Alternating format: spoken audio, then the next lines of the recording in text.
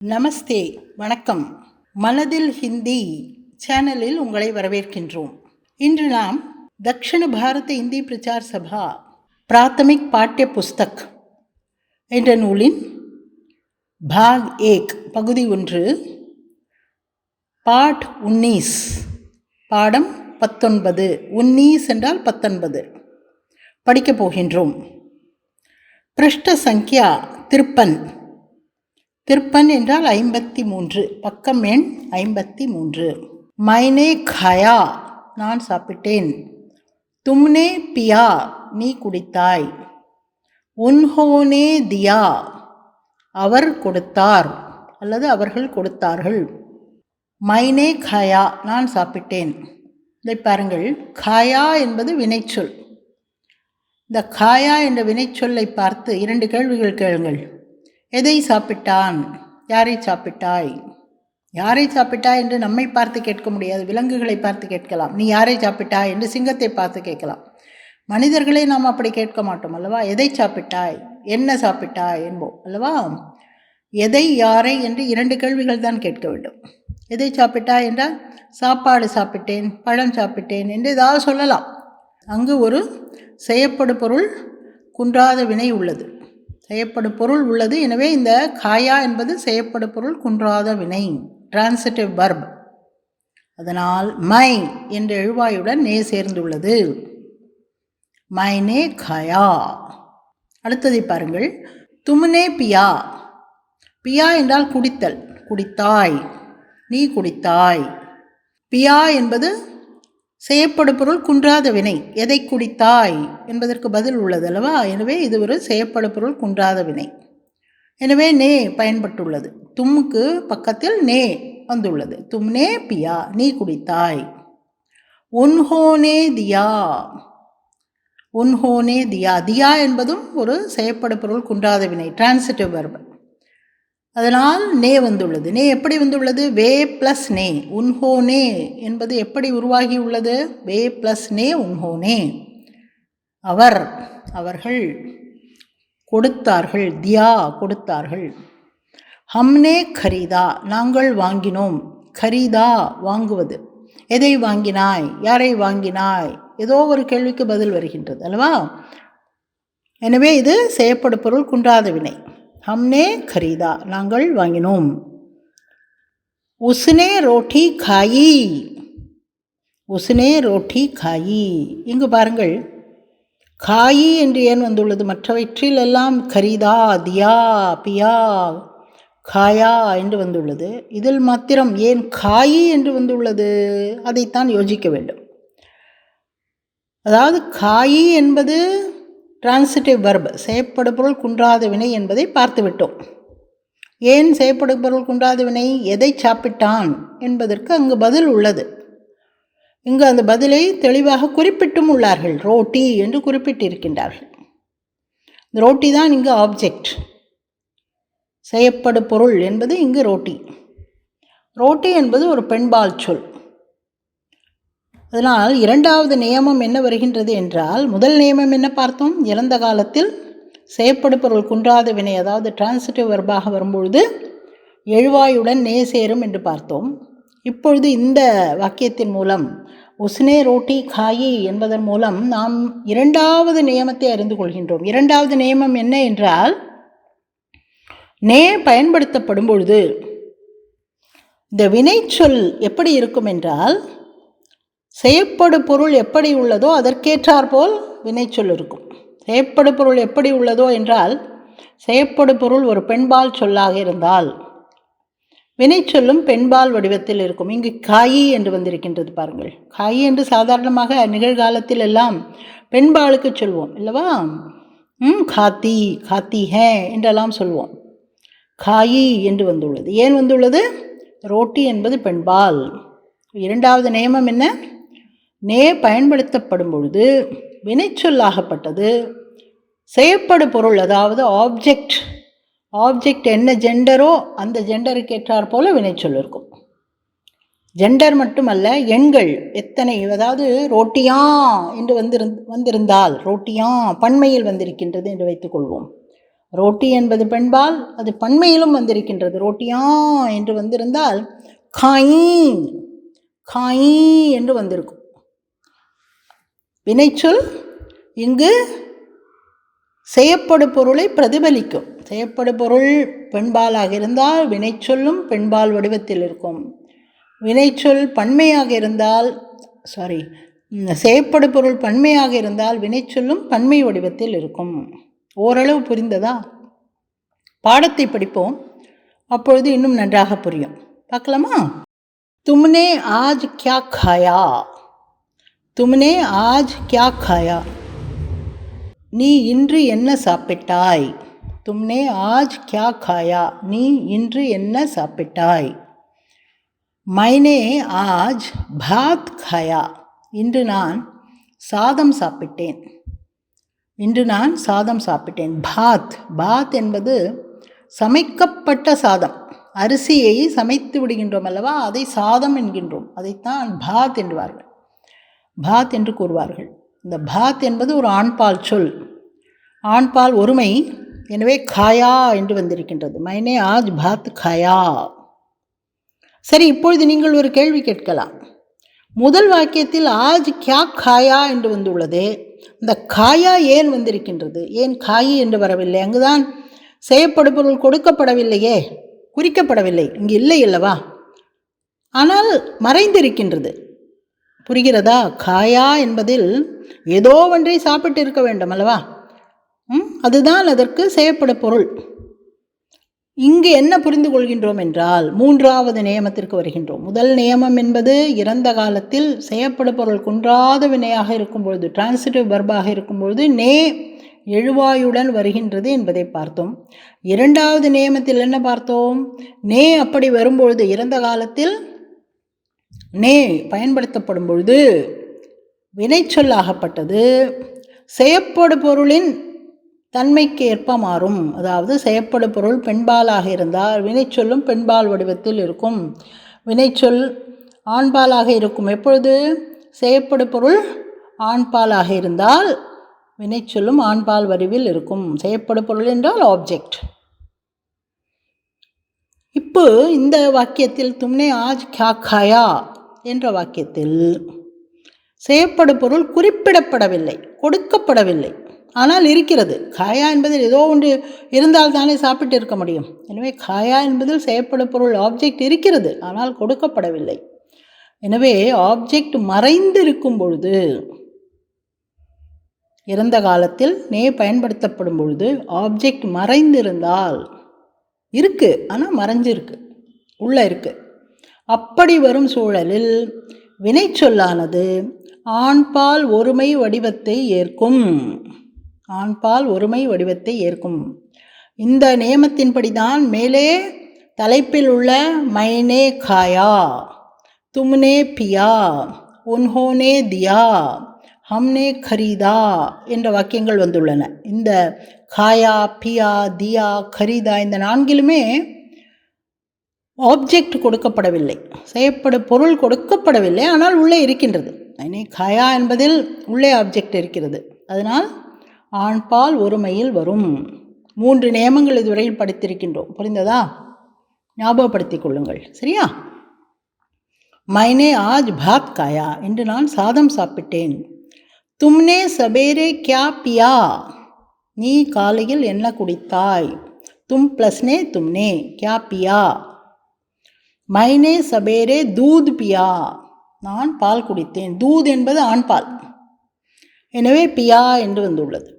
நே பயன்படுத்த துவங்கிவிட்டாலே நாம் வினைச்சொல்லின் அமைப்பை புரிந்து கொள்ள ஆப்ஜெக்டை பார்க்க வேண்டும், சப்ஜெக்டை பார்க்கக்கூடாது. சுதா நே காயா என்று சொல்ல வேண்டும். சுதா பெண்பால் தான், இருந்தாலும் காயா என்று சொல்ல வேண்டும். ஏனென்றால் ஆப்ஜெக்ட் உள்ளது, மறைந்திருக்கின்றது, எனவே காயா என்று பயன்படுத்தி உள்ளோம். இதே சுதா ரொட்டி சாப்பிட்டாள் என்று இருந்தால் சுதானே ரோட்டி காயி என்று சொல்ல வேண்டும். ஏனென்றால் ரொட்டி பெண்பால். ராமன் ரொட்டி சாப்பிட்டான் என்றாலும் ராம்னே ரோட்டி காயி என்று தான் சொல்ல வேண்டும்.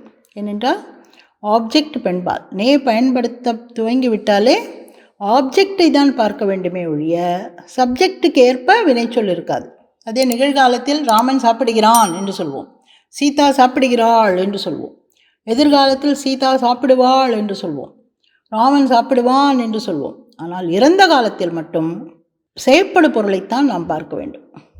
அதற்கேற்ப வினைச்சொல் மாறும். புரிந்ததா? இது செயற்படு பொருள் குன்றாத வினையாக இருக்கும் பொழுது வரும் விஷயங்கள். புரிந்ததா? மைனே சபேரே தூத் பியா, இன்று காலையில் நான் பால் குடித்தேன். தூத் ஆண்பால்.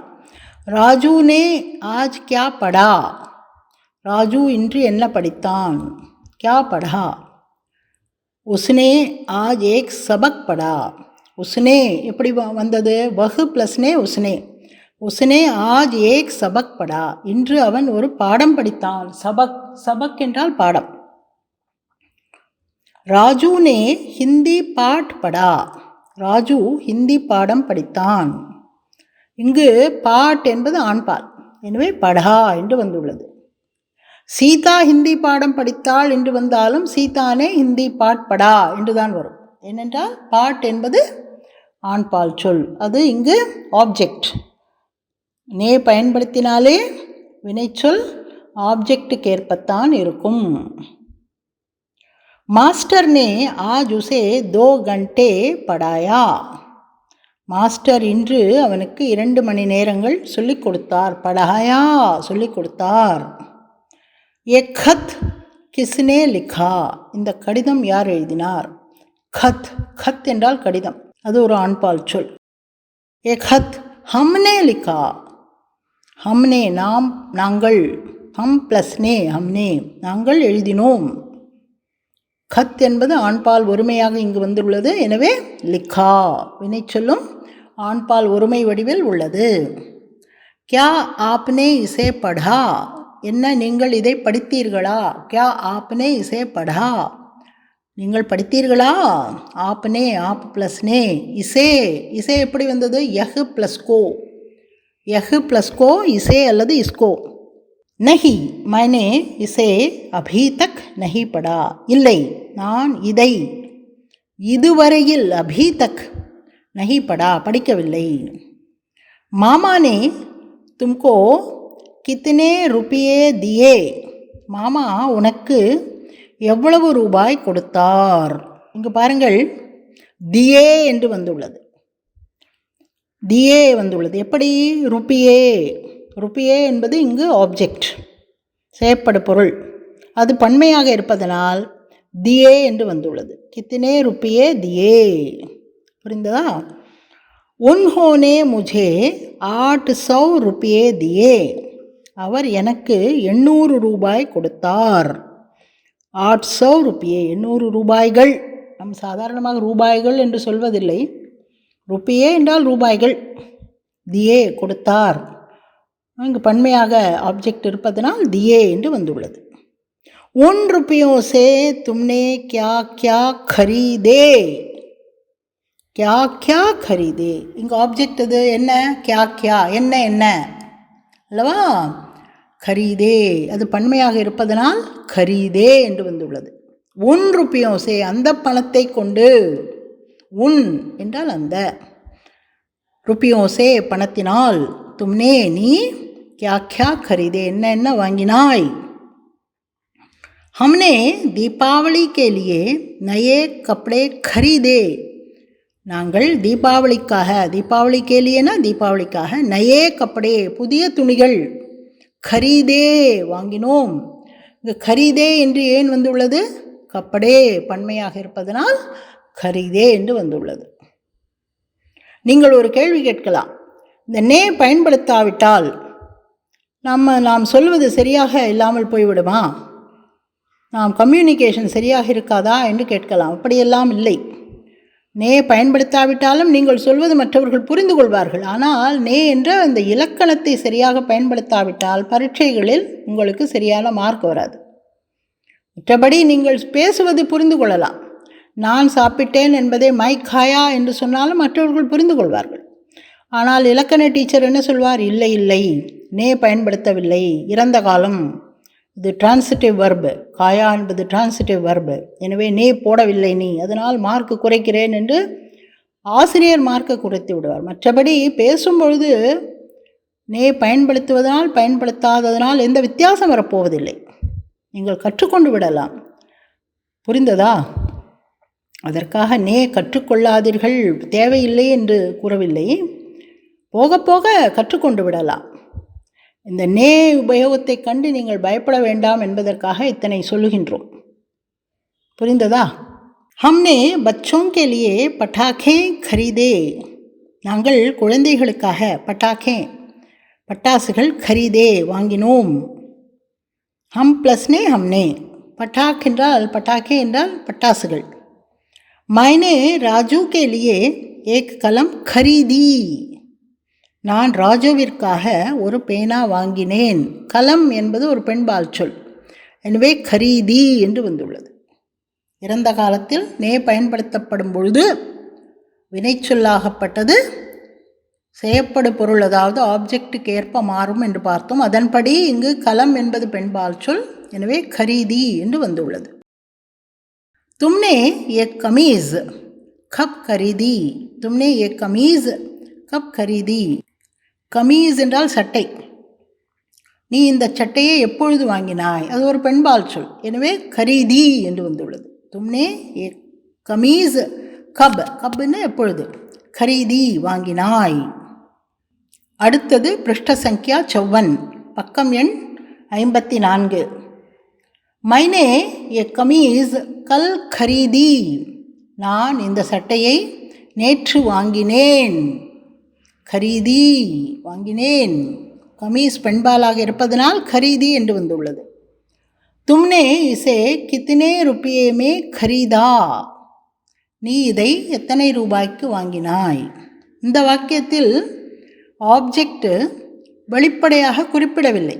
அதனால் ஆண்பால் ஒருமையில் வினைச்சொல் உள்ளது. ஆப்ஜெக்ட் வெளிப்படையாக இல்லாத பட்சத்தில் வினைச்சொல் ஆண்பால் ஒருமையாக இருக்கும். எப்பொழுது? இறந்த காலத்தில் நே பயன்படுத்தப்படும் பொழுது. ஞாபகம் உள்ளதா? மைனே இசே 100 रुपये மே खरीदा. நான் இதை 100 ரூபாய்க்கு வாங்கினேன். 100 रुपये என்றால் 100 ரூபாய். 100 रुपये மே 100 ரூபாயில் வாங்கினேன். மைனே ஆஜ் 4 खत लिखे. நான் இன்று 4 கடிதங்கள் எழுதினேன். 4 खत 4 கடிதங்கள் என்று வந்துள்ளதனால் லிக்கே என்று வந்துள்ளது. தும்னே மேரே கப்படே கஹா ரக்கே. நீ எனது துணிகளை எங்கு வைத்தாய்? ரக்கே ப்ளூரல். ஏன் ப்ளூரலாக வந்திருக்கின்றது? கப்படே ப்ளூரல் பன்மை. மைனே ஆப்கே கப்படே அல்மாரி மே ரக்கே. நான் உங்களது துணிகளை ஆப்கே கப்படே அல்மாரியுமே ரக்கே அலமாரியில் வைத்தேன். அலமாரி என்பது ஒரு இந்தி சொல்தான். அலமாரியில் வைத்தேன் ரக்கே.